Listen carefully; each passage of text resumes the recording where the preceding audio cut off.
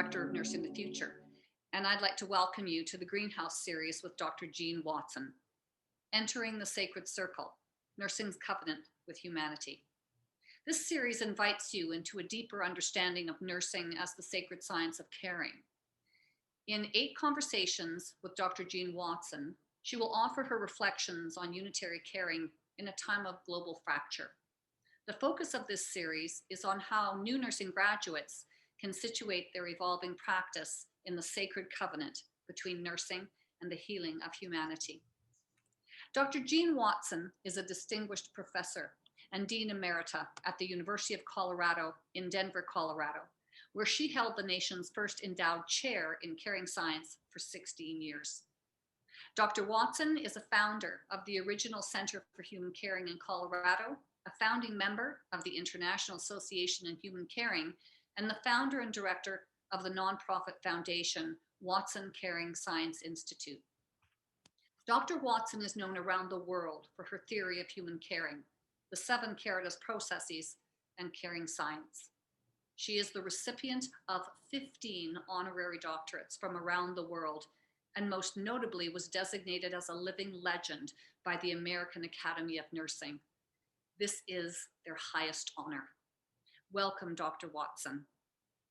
Thank you, Judy. I'm delighted to join you today in this conversation so that we can actually engage in a deeper level of this covenant that we have with humanity from nursing's history and traditions as we go forward. Thanks so much, Jean. I guess maybe, so that everyone has a sense of where your caring theory and science is coming from, I thought maybe you could take this time to introduce us to your 10 caritas processes and maybe help us understand how they're universal to human caring. Sure, thank you. Well, first of all, let me say that I like to begin my sessions with a centering exercise. So this is a singing bowl that's calibrated to the vibrations of the human heart. And it's a reminder that caring is in our heart, that compassion and love, our truth, our beauty, the very source of our humanity is in our heart. So we can just take a moment to pause and empty out so that we can be present to the ideas that I hope to discuss with you today. So just take a little quiet moment. A breath, a release, and a falling into your heart with a sense of gratitude for the privilege that we have to be of service to humanity at this critical time in our world.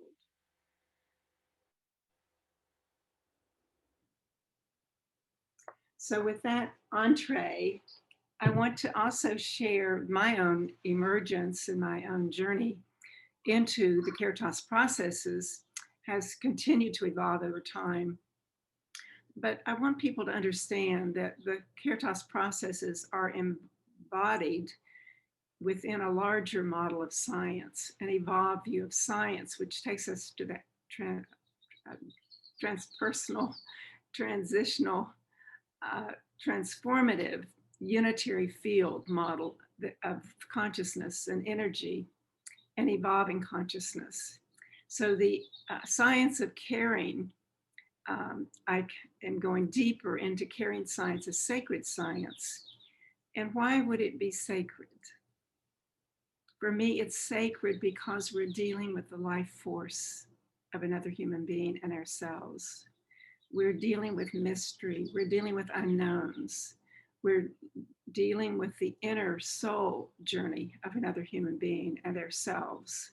So we never know how we're touching the life of another person. And when we're touching the life of another, we're also being touched. So this deeper level of touching on the spirit to spirit, soul to soul level, never knowing how we are affecting another person.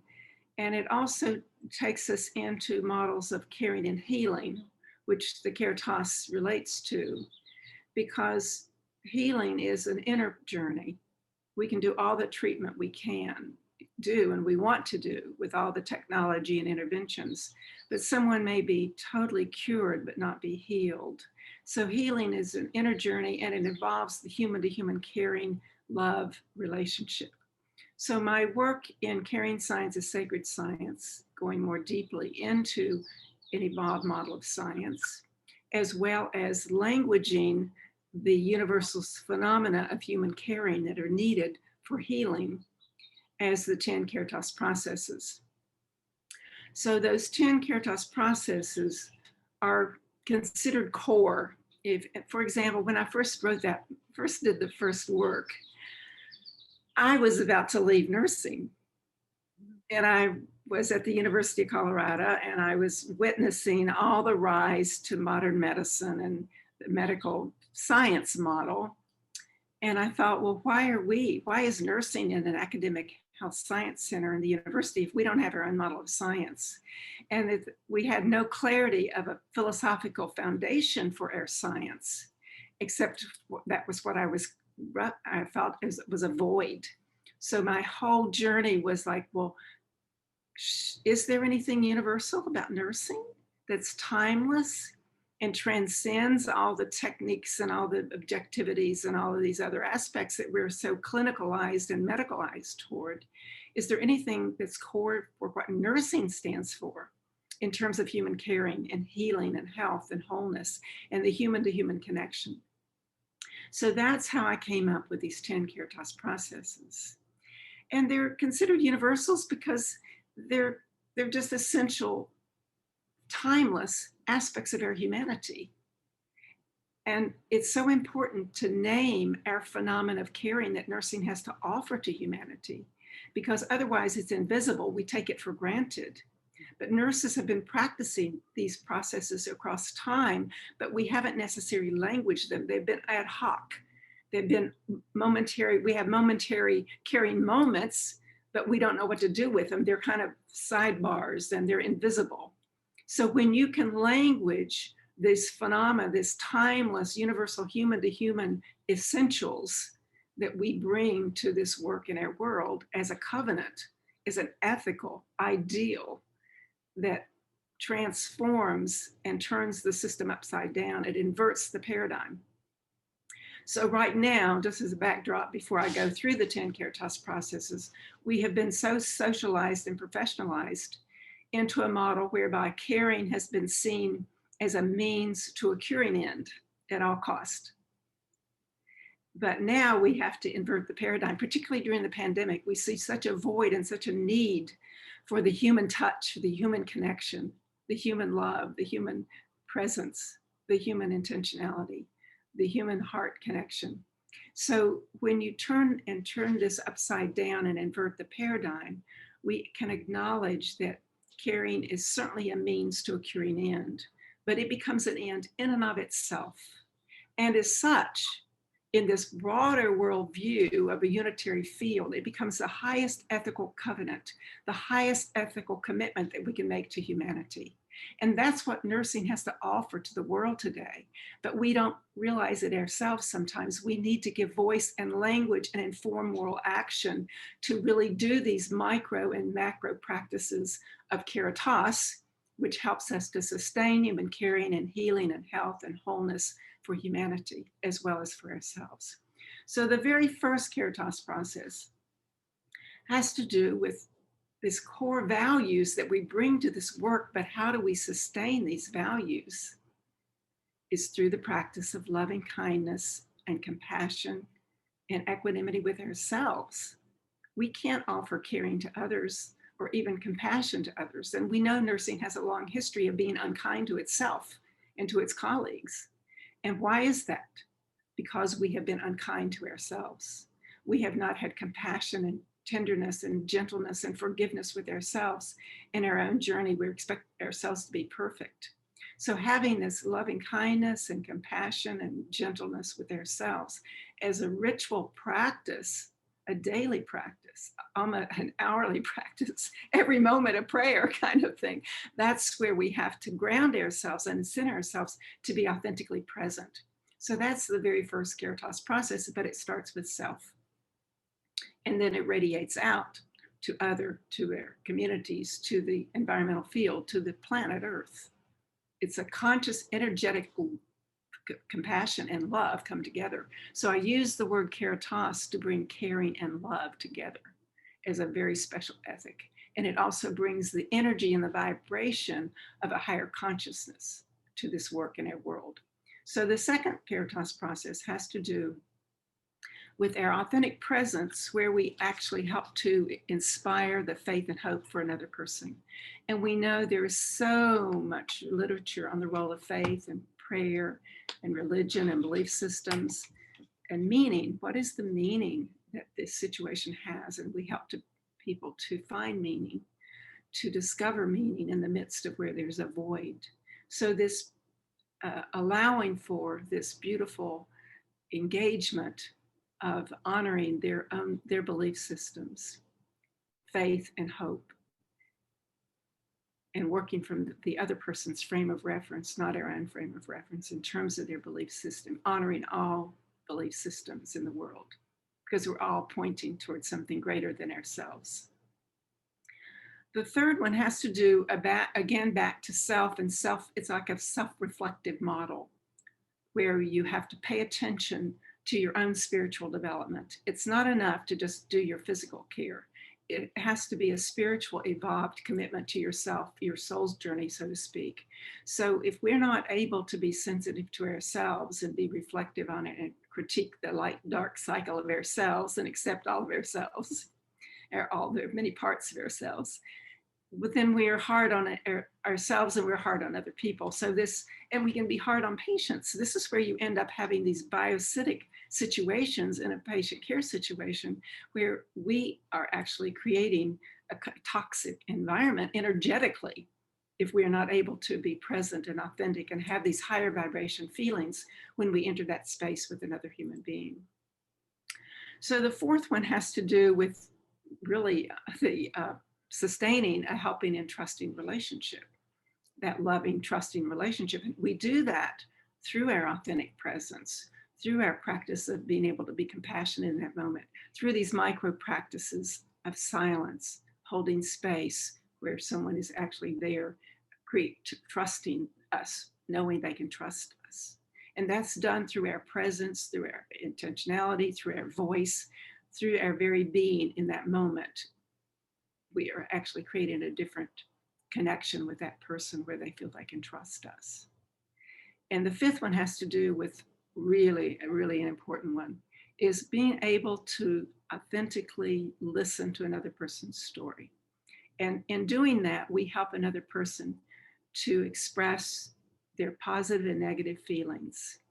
And we know that there's healing outcomes when people can express their positive and negative feelings. And in listening to another person's story, it may be the most healing act we can give for them. Because what happens when we can hold that sacred space and hold that person in our hands silently with trust and compassion and love,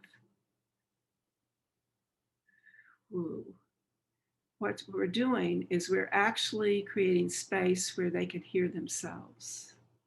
We're so busy and our mind is so cluttered, we can't hear ourselves. When someone else is there to hold that space for us, we create that safe, sacred space for another person to hear themselves. And when they can hear themselves, they come up with their own solutions. They come up with their own, they know what they need. They will tell you what they need. They will even be able to diagnose themselves as to what they need and how they happen to have whatever is not in right relation for themselves. So this one becomes extremely important, number 5. The 6th one, it leads right in to moving beyond these problems and these objectification of another person's situation. And we're now shifting from systematically dealing with problems to creative solution seeking and strength-based nursing, and this whole shift toward honoring all the complexities and the strengths of another human being. No matter what is going on with somebody, everybody has strengths. And so this creativity of finding ways that we work together and co-create solutions in the midst of turmoils or illness or crisis or trauma, etc.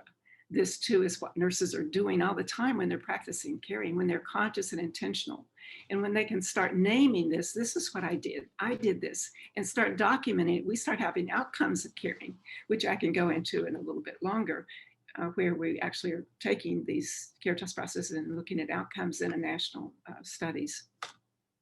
So the seventh one has to do with the teaching and learning that flows directly from being able to hear their story, helping them to find meaning in the information. But you're not just giving information, because now we understand in this broader world of complexity, information is not knowledge, and knowledge is not necessarily understanding. You can give patients all this information, but quote, you don't get compliance, which I don't like that word.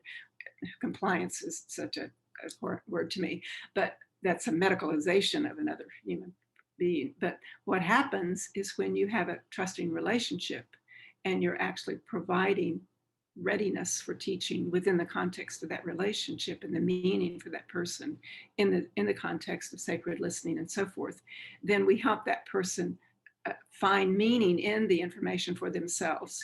And that's where you start having change occur.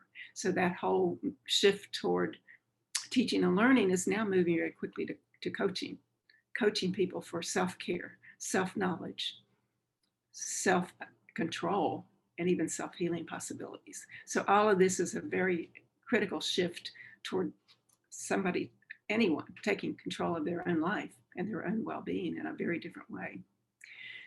So the next one has to do, number 8, has to do with creating a healing environment. But now, just think about it. In this model, we are the environment. You can have the most beautiful environment architecturally and aesthetically, but if you have toxic people or rushed, hectic, crazy paced practitioners running around disturbing the energetic field, then you are not contributing to a healing environment. But a healing environment is you and your calmness, soothing, energetic presence, slowing things down, walking more slowly, pausing before you enter the patient's room, taking time for silence, for listening. These are very concrete micro practices that repattern the field in the moment. So we're not just this physical environment, two people coming together. We are energetically affecting that field.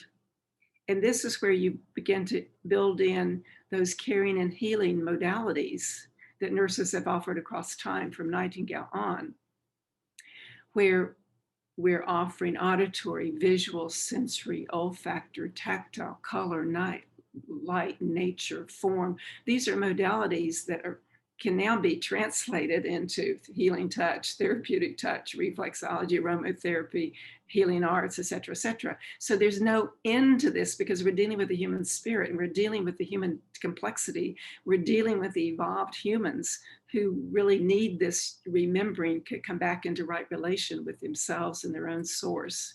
So this too is a part of understanding the humanization, and the human element has to be sustained in our systems, or we are going to self-destruct both humanity as well as planet Earth. We cannot continue with the control paradigm that we've been experiencing up to this time, where we're destroying ourselves and our humanity. We're taking the human away from the hospitals, it seems. But now this is changing. The pandemic has forced us to pay attention to human caring in old and new ways. So the 9th one has to do with reverentially assisting with another person's basic needs. And again, this is, you're not just touching the body physical. This is like one of the most honoring ways we can honor humanity and a person's needs when no one is there to take care of their basic needs. We are there to help them. And that's something that's been across time with timeless activities of what nursing has done across time. So this too has become a sacred practice, a sacred act. And the 10th one has to do with, I don't know, we don't have all the answers. And so here we have to be open to existential, spiritual unknowns, phenomena that we can't explain. We have to be open to mysteries and miracles. So this is where you have this unknown possibility. And recently we developed a book by nurses sent in all these stories of miracles, and they're absolutely amazing. So we do experience miracles. And so a different model of science can accommodate miracles and mysteries that you can't accommodate in the traditional Western model of science. So these are universal practices. No matter where I go in the world, nurses relate to these. And so it's core. These are the 10 caritas processes that are the core and the language for the practice of the theory of human caring and transpersonal caring. And also they're embodied within that broader model of unitary caring science, where everything is connected and it brings the energy of love and caring together for concrete actions in our world.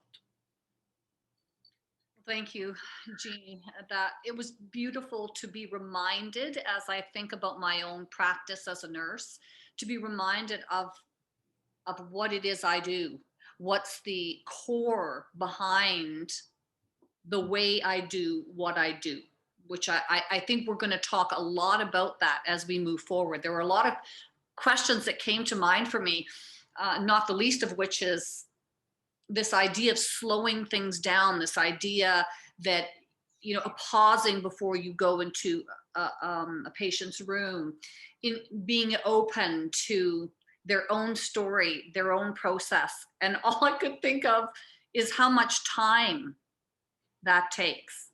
And I think about our environment, particularly in acute care, and I'm focused on that only because new graduates often make their transition into that environment. And so they do come with this idea that I am this caring person and I want to do all of these things and I want to approach my patients this way.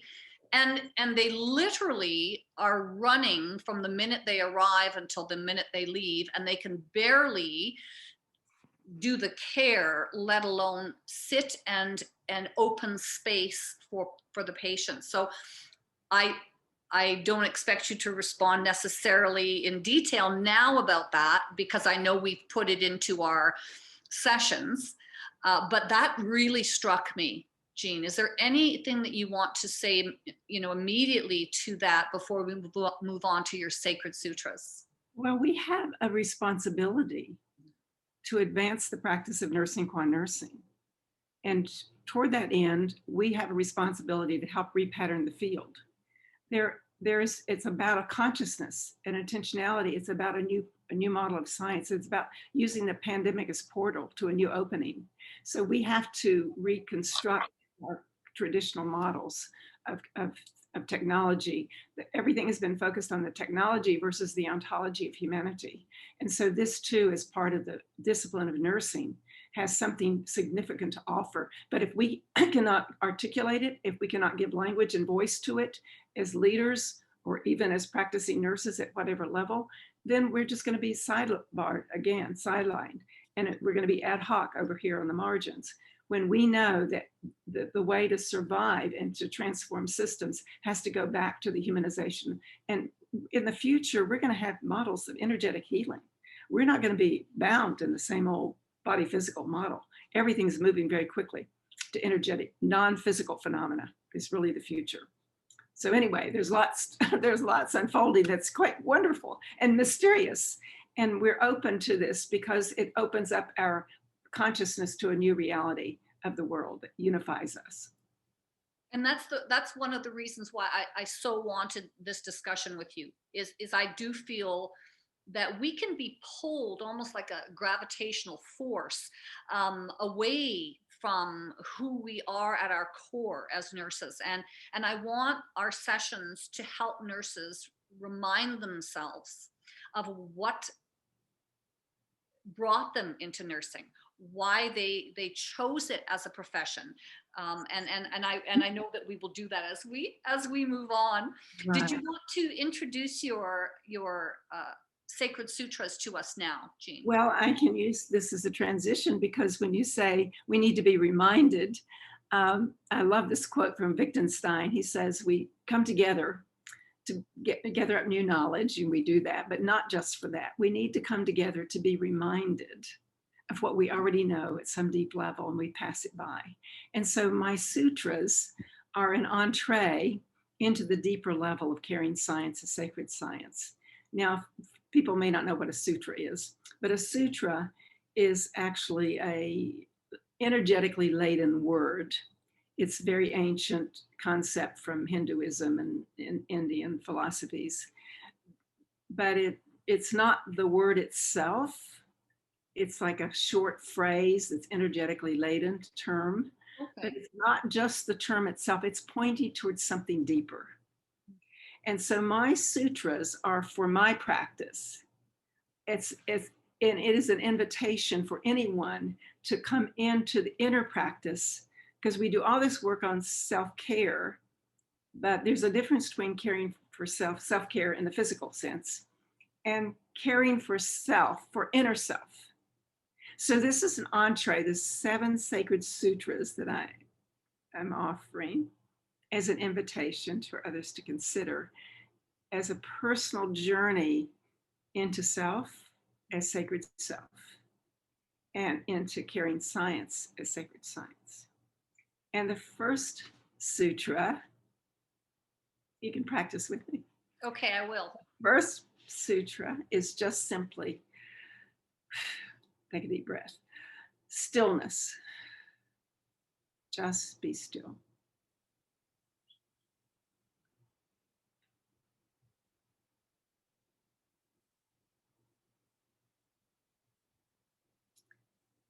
The second sutra is silence.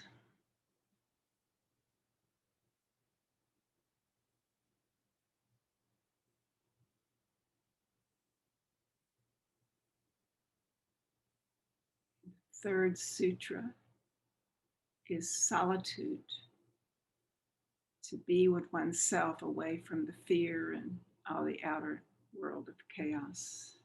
Solitude.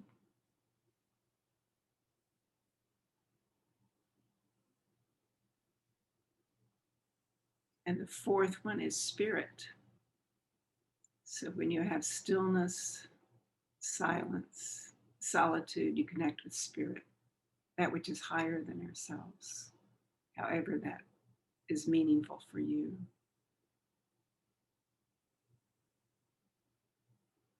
And the fifth one is simplicity, is to clear out, empty out our minds, our thoughts, and our fears, our environmental clutter. Simplicity. And the sixth one is service. To be of service, translating your talents and gifts into compassionate human service for the world in some ways to make the world a better place. Service is actually sacred service under the caring science, sacred science consciousness. And the seventh one is surrender.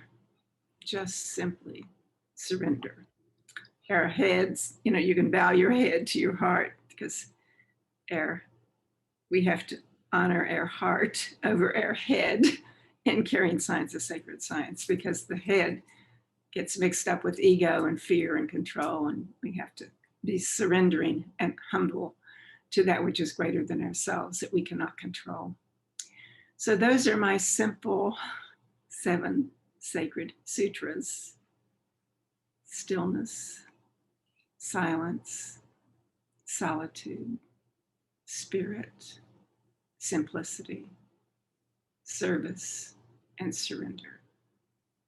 These can be seen as anybody's practice into self and into the sacred self, as well as to sacred service of carrying science.